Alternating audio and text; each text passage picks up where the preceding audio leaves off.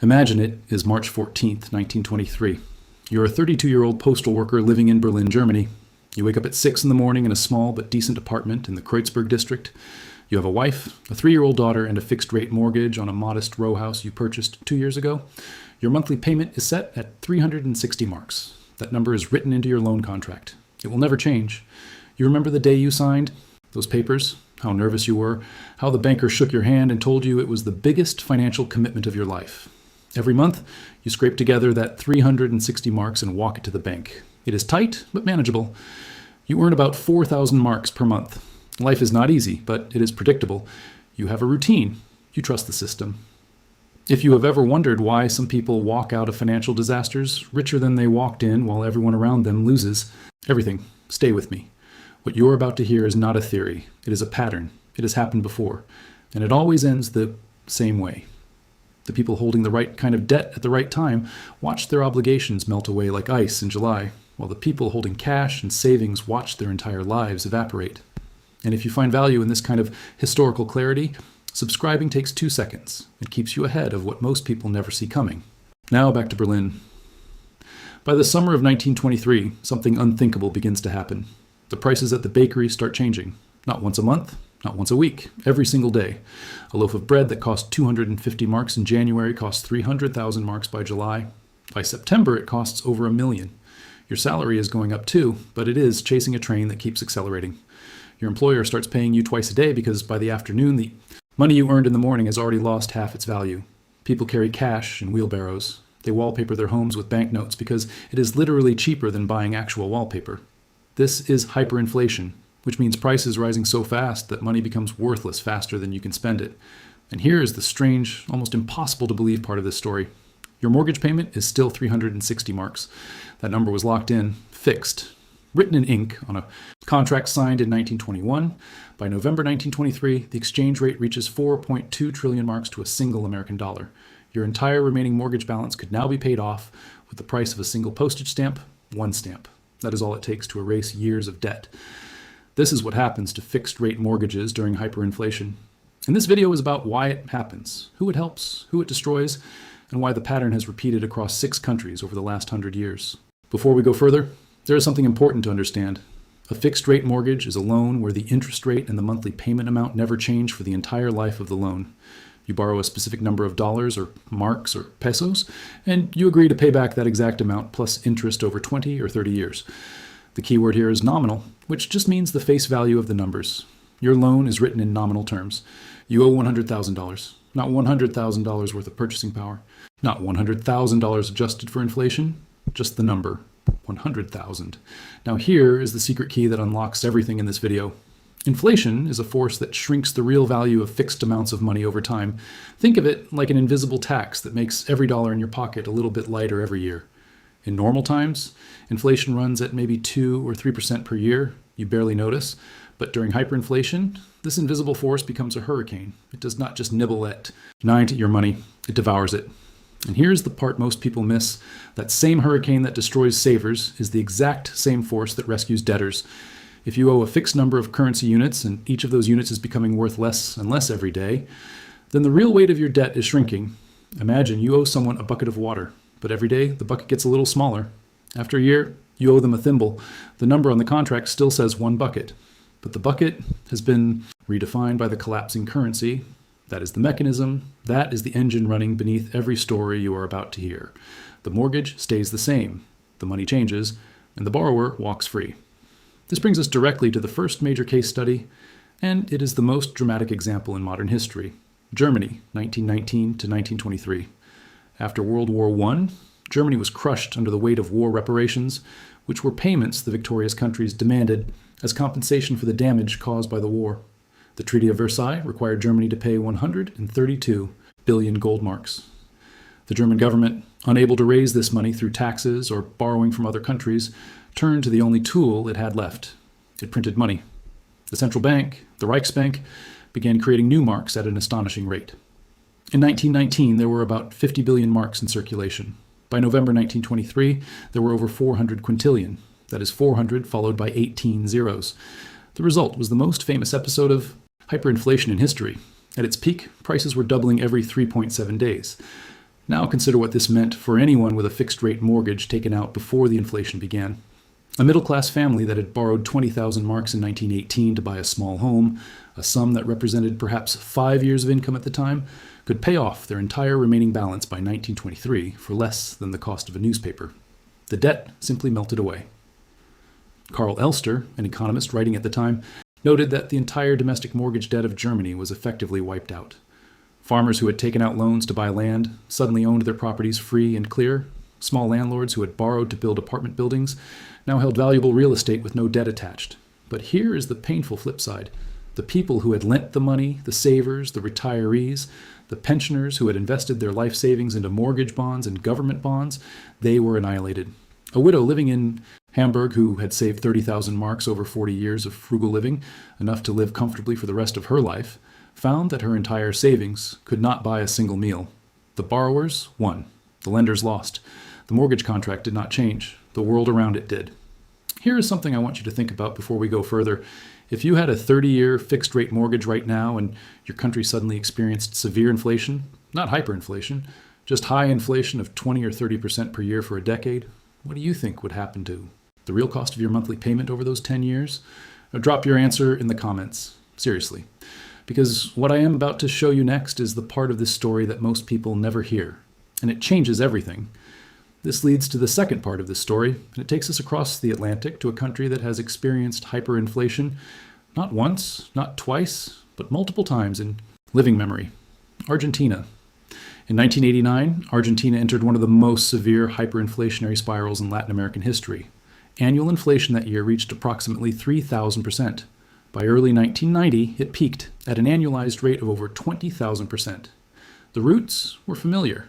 Decades of fiscal deficits, which means the government spending more than it collected in taxes, financed by printing pesos, political instability, a central bank that had lost all independence. The currency was the austral, introduced in 1985 as a replacement for the old peso, which had itself been destroyed by earlier inflation. By 1989, the austral was dying too. Now consider an Argentine family in Buenos Aires. Let us call them the Romero family, because thousands of families just like them lived through this exact experience. In 1987, Carlos Romero, a school teacher, took out a fixed-rate mortgage in Australis to buy a small apartment in the Flores neighborhood. His monthly payment was set at 500 Australes. His salary at the time was about 2,000 Australes per month, so the mortgage consumed roughly a quarter of his income. A stretch, but doable. By mid-1989, Carlos's salary had been adjusted upward by his school district dozens of times, chasing the skyrocketing prices. He was now earning millions of Australs per month. His mortgage payment was still 500 Australs. Not 500 million, not 500,000, 500. The same number, written on the contract 2 years earlier. His mortgage had become a rounding error. He could pay the entire remaining balance with pocket change. He effectively got his apartment for free, at least in real terms. But the person or institution that had funded that mortgage, the bank or the bondholder on the other side of that trade, took a devastating loss. The money they were being repaid was worthless. Argentine banks during this period were decimated. Many became insolvent, which means they owed more than they owned and could not meet their obligations. The government eventually replaced the austral with a new currency, the peso convertible, pegged to the US dollar in 1991 under the convertibility plan, designed by Economy Minister Domingo Cavallo. This stabilized prices, but the damage was done. An entire generation of Argentine savers had learned a brutal lesson. Cash and fixed income investments were traps during hyperinflation. Debt, especially fixed-rate debt tied to real assets like real estate, was a lifeboat. Now here's where it gets interesting, because the third case study happens on a different continent, in a different decade, under completely different political circumstances, and yet the mechanism is identical. Zimbabwe, 2007 to 2008. Under the rule of Robert Mugabe, Zimbabwe experienced what is often cited as the second worst hyperinflation in recorded history. The origins were complex, but centered on a combination of catastrophic land reform policies that destroyed agricultural output, massive government spending financed by money, printing, and a collapse in foreign investment and exports. Inflation had been high for years, but in 2007 it went parabolic, which means it shot upward at an accelerating rate like a rocket. By November 2008, the monthly inflation rate reached an almost incomprehensible 79.6 billion%. Prices were doubling every 24.7 hours. To put that in human terms, if a loaf of bread cost $1 Zimbabwean dollar on Monday morning, it cost $2 by Tuesday morning, $4 by Wednesday, $8 by Thursday, and over 100 by the following Monday. Now think about anyone in Zimbabwe who had taken out a fixed-rate mortgage in Zimbabwean dollars before this crisis began. A civil servant in Harare who had borrowed 5 million Zimbabwean dollars in 2005 to purchase a house was making monthly payments that, by mid-2008, represented less than the value of a single grain of rice. The entire mortgage could be settled for an amount that would not buy you a single egg. The debt was gone, destroyed by the same force that destroyed the currency. But the house was still standing. The real asset survived. The financial obligation did not. Economists at the Cato Institute, particularly Steve Hanke and Alex Kwok, documented the Zimbabwean hyperinflation extensively. Their research confirmed that the peak monthly rate of 79.6 billion% made the Zimbabwean dollar the fastest dying currency since the Hungarian pengo in 1946. And in every single case, the pattern held. Fixed nominal debts were obliterated. Anyone who owed money at a fixed rate in the local currency and held a real asset on the other side of that debt walked away in a relatively stronger position than those who held savings in cash or bonds denominated in that same currency. The borrower was saved. The saver was sacrificed. Most people will never know what you now know. Most people will keep trusting systems they do not understand. If you are still here, you are not most people. Hit subscribe, because the next section is the part this channel was made for, the part they never put in textbooks. Now observe what all of these cases have in common. Germany in 1923, Argentina in 1989, Zimbabwe in 2008. 3 different continents, 3 different political systems, 3 different decades, and yet the exact same mechanism produced the exact same outcome every single time. A government spends more than it earns. It cannot or will not raise taxes enough to cover the gap. It cannot borrow from foreign creditors because trust has evaporated. So it turns to the last resort. It prints money. The new money floods into the economy. Prices rise. The central bank prints more to keep up. Prices rise faster. A feedback loop forms like a dog, chasing its own tail faster and faster until the whole system spins apart. And sitting quietly in the middle of this chaos, completely untouched by the storm, is the fixed-rate mortgage contract. It is a legal document that says you owe a specific number of currency units, not a specific amount of purchasing power, not a specific number of loaves of bread or hours of labor, just a number. And when the currency collapses, that number becomes meaningless. The house remains, the debt disappears. This is not a coincidence. It is not a fluke. It is a mathematical certainty built into the structure of how fixed-rate debt works. When a currency loses value, all obligations denominated in that currency lose real value at exactly the same rate. Your savings lose value. Your salary temporarily loses value until it is adjusted. Your bonds lose value. Your mortgage also loses value. But because your mortgage is a liability, meaning it is money you owe rather than money you own, its loss of value helps you rather than hurts you. It is as if everyone is standing in a flood, and the water is rising, but the debtors are standing on a platform that rises with the water while the savers are standing on the ground. Same flood, opposite outcomes. The floor beneath the savers gives way, the floor beneath the debtors lifts them up. And this is where history gets uncomfortable, because we need to talk about who actually gets hurt in these scenarios and who walks away clean. The largest group of victims in every single hyperinflationary episode is the same. It is the cautious middle class, the people who did everything right by conventional standards. They saved money, they put it in the bank, they bought government bonds, they trusted the system, they avoided debt because they were taught that debt was dangerous. And they were destroyed. In Weimar Germany, the middle class was hollowed out.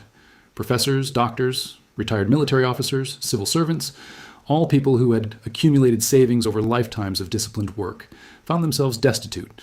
The historian Frederick Taylor, in his book The Downfall of Money, documented cases of university professors begging for food in the streets of Berlin. Their salaries, even when adjusted upward, could not keep pace. Their savings were gone. Their pension funds, invested in government bonds denominated in marks, were worthless. Meanwhile, industrialists who had borrowed heavily to buy factories and equipment, men like Hugo Stinnes, emerged from the hyperinflation wealthier than ever. Stinnes had taken out massive loans in marks to acquire real assets, mines, factories, shipping companies, newspapers. When the mark collapsed, his debts evaporated, but his assets remained. He became known as the king of inflation. He was not smarter than the professors. He was not more moral. He was simply on the right side of the debt equation. In Argentina, a similar pattern emerged. Small. Savers who kept their money in Austral-denominated bank accounts watched it vanish. Meanwhile, anyone who had borrowed in Australis to buy property, even modest property, found themselves debt-free with a real asset in hand. In Zimbabwe, civil servants and teachers who had dutifully saved in Zimbabwean dollars were wiped out. Business owners who had borrowed to acquire inventory, equipment, or land found that their debts had become essentially zero. The people who survived were not the most cautious. They were the ones who, intentionally or by accident, held real assets financed by fixed-rate debt in the collapsing currency.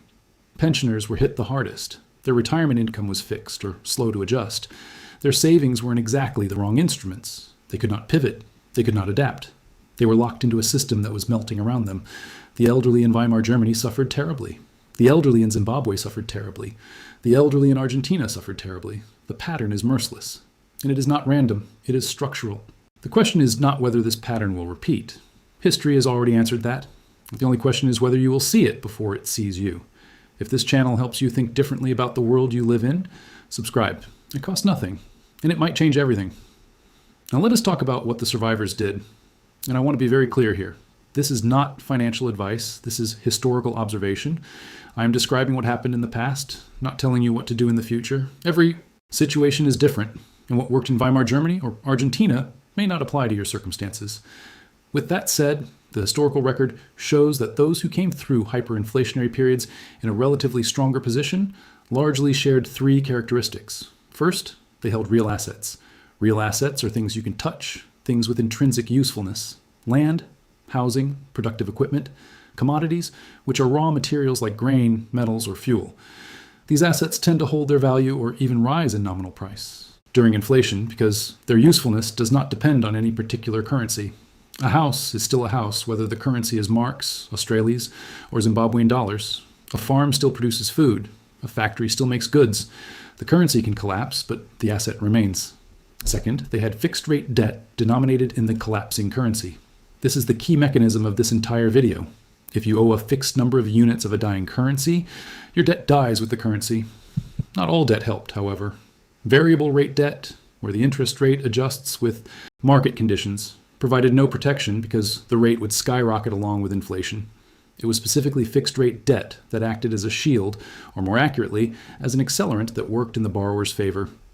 In Hungary in 1946, which holds the record for the worst hyperinflation in history with prices doubling every 15.6 hours, anyone with fixed-rate debt in Pengos saw their obligations literally disintegrate within weeks. Third, they had access to hard currency or foreign currency. In Zimbabwe, people who could earn US dollars or South African rand, even small amounts, had a massive advantage. In Argentina, those with access to US dollars could buy assets at fire sale prices, while everyone around them was drowning in worthless Australis. In Weimar Germany, those with access to foreign currencies or gold could purchase entire buildings for what had previously been the cost of a month's rent. The ability to step outside the collapsing currency, even partially, was the single most decisive factor in who emerged from these crises intact. There is one more detail that often gets overlooked. In several hyperinflationary episodes, governments eventually intervened in the mortgage market. In some cases, they redenominated debts, which means they converted old currency debts into new currency debts at an exchange rate that partially restored the real value of the obligation. In Germany, after the hyperinflation ended and the new Rentenmark was introduced in late 1923, the government passed the Third Emergency Tax Decree in 1924 and later the Revaluation Laws of 1925, which required that old mortgage debts be partially revalued. Borrowers who thought they were completely free of debt found that the government clawed some of it back, typically revaluing mortgages to around 15 to 25% of their original gold value. This was far less than the original debt, but it was not zero. A similar dynamic played out in other countries. The lesson here is important. Even when fixed-rate debt melts during hyperinflation, governments sometimes intervene after the fact to partially restore the balance. The borrower still comes out ahead, dramatically ahead, but not always completely scot-free. Before we return to Berlin, let me add one more layer to this. There's a version of this pattern that does not require full hyperinflation to work. Even periods of sustained high inflation, not hyperinflation, can significantly benefit fixed-rate mortgage holders. Consider the United States in the 1970s. Inflation averaged about 7.4% per year from 1970 to 1979, peaking at over 13% in 1979 and 1980. This was not hyperinflation. Society did not collapse. Wheelbarrows of cash were not needed. But for anyone who had taken out a fixed-rate 30-year mortgage in the late 1960s at an interest rate of 6 or 7%, the math was powerfully in their favor. Their monthly payment stayed the same while their wages, over time, were adjusted upward to keep pace with rising prices. A family paying $400 per month on a mortgage in 1968 was still paying $400 per month in 1978, but by then the median household income had nearly doubled. The real burden of the mortgage was cut roughly in half without any change to the contract. The house, meanwhile, had appreciated dramatically in nominal terms. Americans who bought homes with fixed-rate mortgages in the 1960s and held them through the inflationary 1970s experienced a significant wealth transfer from their lenders to themselves, powered entirely by inflation. This is the milder, slower motion version of the same mechanism that operates at warp speed during hyperinflation. The same river, just flowing more slowly. And this is what makes this topic relevant even for people living in countries that are unlikely to experience full hyperinflation. You do not need prices to double every day for fixed-rate debt to work in the borrower's favor during inflationary periods. You just need the currency to lose value faster than the interest rate on the loan. When that happens, the borrower is being repaid by inflation itself. The lender is subsidizing the borrower without knowing it. It is a silent transfer of wealth, invisible on the surface, but enormous over time, like a river slowly changing course, carving new channels so gradually that no one notices until the old riverbed is dry. Now let us go back to Berlin. Let us go back to our postal worker. It is December 1923. The hyperinflation has peaked. The government has just introduced the Rentenmark, a new currency backed by land and industrial assets. One Rentenmark equals 1 trillion old paper marks. Our postal worker walks into the bank. He has a piece of paper showing his remaining mortgage balance. The number on it is in old marks. In the new currency, that balance converts to a fraction of a single Rentenmark. It would take him less effort to pay off his entire mortgage than to buy a cup of coffee. He signs the papers. The mortgage is gone. He owns his house outright. His wife cries, not because they are rich, they are not. The past 2 years have been terrifying. Their savings were destroyed along with everyone else's. They went hungry. They burned furniture for heat. But the house is theirs. The house survived. And in the years that follow, as Germany stabilizes, as the new currency holds, as the economy slowly recovers, that house becomes the foundation on which they rebuild their lives.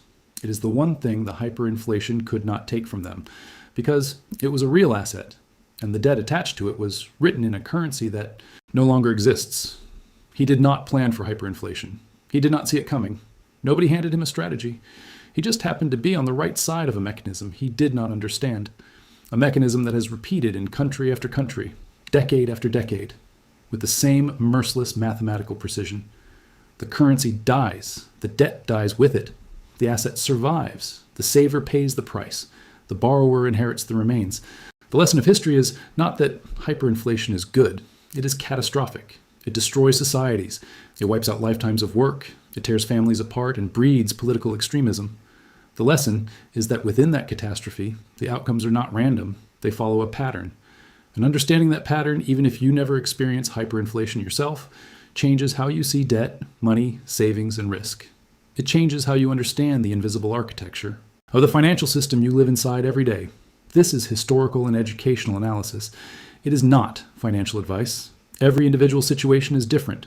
Please consult a qualified professional before making any financial decision.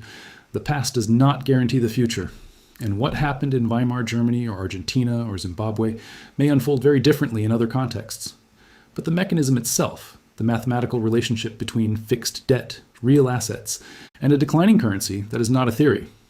It is arithmetic, and arithmetic does not care about borders, politics, or centuries. This video is not for everyone. Most people will dismiss it. But if one person in your life needs to hear this, share it with them. Not because it will change the world, because it might change their world. Subscribe for more, and I will see you in the next one.